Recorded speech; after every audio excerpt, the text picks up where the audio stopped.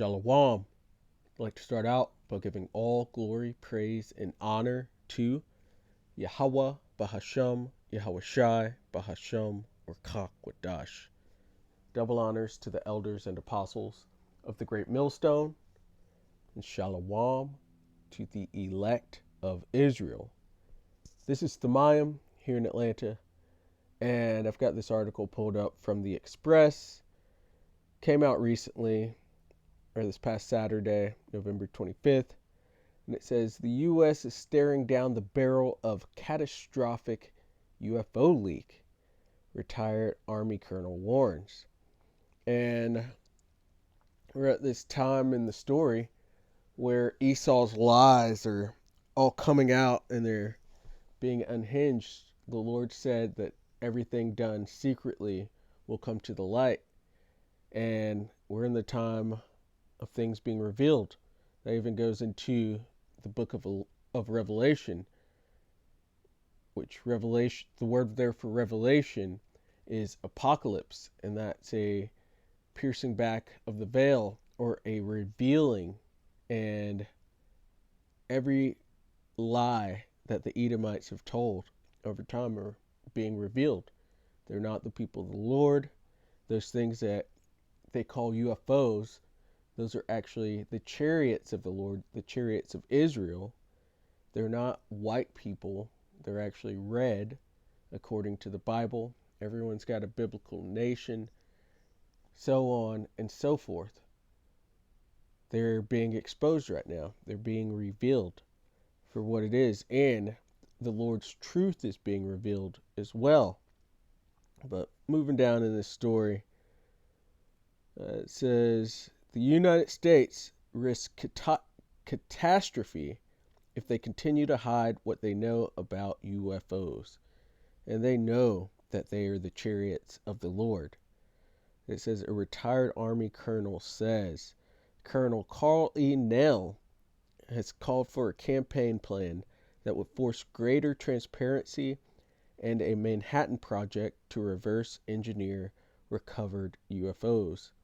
And they do not have recovered chariots of the Lord. Those are spiritual vehicles, and humanity, Esau, does not have the wherewithal or the intelligence to bring one down. You can't. It says Nell's call for a campaign plan comes amid reports claiming the U.S. government is keeping top secret research from 20 years ago.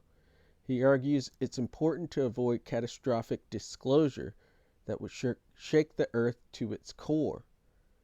In 2004, the CIA think tank known as the Defense Intelligence Agency decided not to release classified information about UFOs, deeming the threat to national security too great for the general public. And yeah, people would bug out if they knew that they actually existed and that they were actually the angels. It says it's a nonprofit calling for serious, well-funded, and cutting-edge academic research into the nature of unidentified aerial phenomena, or what they call UAPs nowadays, and their broad cosmological and political implications. And at a Stanford University conference hosted by this nonprofit, Neal cautioned that a crisis could only be averted if all of the details were released to the public and declassified by 2030. And that's about it on that article. I just think it's funny that Esau's trying to put the cat back in the bag. He's trying to keep all these things that he held secret or that he lied about. He's trying to keep them all where they were. But you can't do that, because everybody is going to see when Yahweh Shai returns. And it's just inevitable. They think they have free will and that they control things, but it's all in the hands of Yahweh Ba'ashem Yahweh Shai. So this is Revelation 1 and verse 7. It says, behold, he cometh with clouds, that being Yahweh Shai, who's coming, And these clouds refer to the chariots of Israel. In Psalm 104 and verse 3, it says, He maketh the clouds his chariot. And so these things that the people are calling UAPs and UFOs, these are actually the chariots of the Lord. These are what the angels fly around in. And this is what the Israelites will fly around in the kingdom. Lord willing, I'm there to get one right away. It says, and every eye shall see him. That's every single eye on the planet Earth. Everybody is going to see his return because he's coming in his glory. He's coming with a whole armada of these clouds or these chariots. It says, and they also which pierced him. And so there you got these guys that are these souls, these spirits that are on the earth that in their previous carnation pierced the Lord, and he's coming back to get them directly. And overall, this is going into the Romans. And it says, and all kindreds of the earth shall wail because of him, even so, Amen.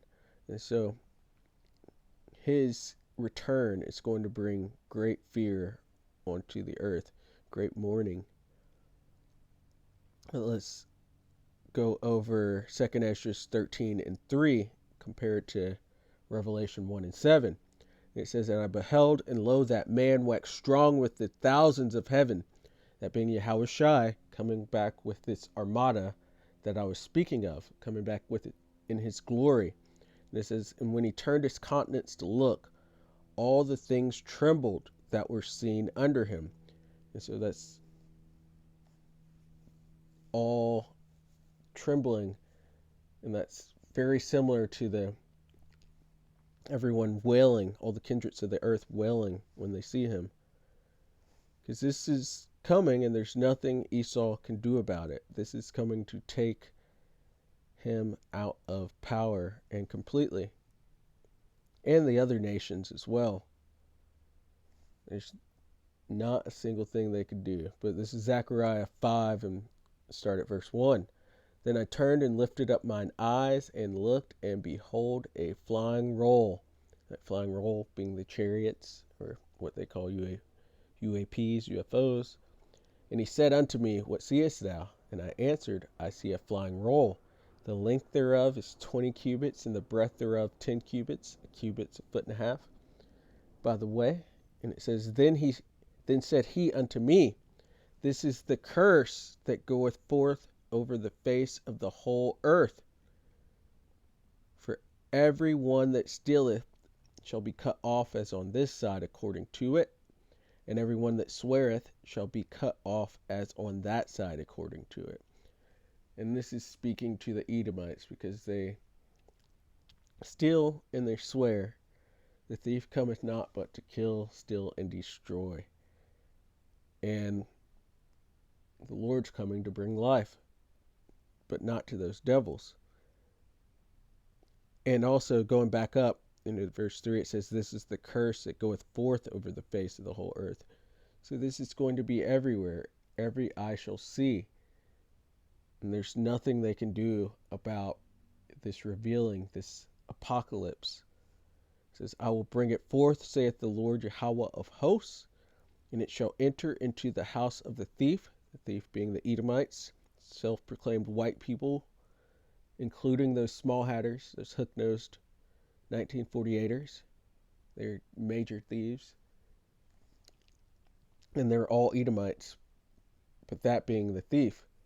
And into the house of him that sweareth falsely by my name, same group of people, wherever they dwell, whether it's in the United States or Australia or in Israel or South Africa or in Europe.